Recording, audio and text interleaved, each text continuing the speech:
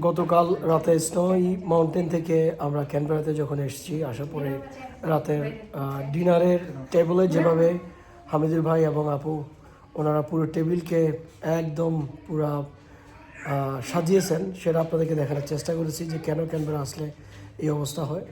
তো এখন সকালবেলা আমরা ব্রেকফাস্ট করব, যদিও আমি নট এ ভেরি বিগ ইটার এবং আমি অনেক বেশি খাই না। তো সকালবেলা ভাবলাম যে দেখাই যে ঘুম থেকে উঠলাম, উঠে ফ্রেশ ট্রেশ হয়ে এই যে টেবিলের হচ্ছে এই অবস্থা, আপনারা দেখুন কী অবস্থা তিনি করেছেন, আমি একটু দেখানোর চেষ্টা করি। এই হচ্ছে টেবিলের অবস্থা, মানে একেবারেই I don't know what to say.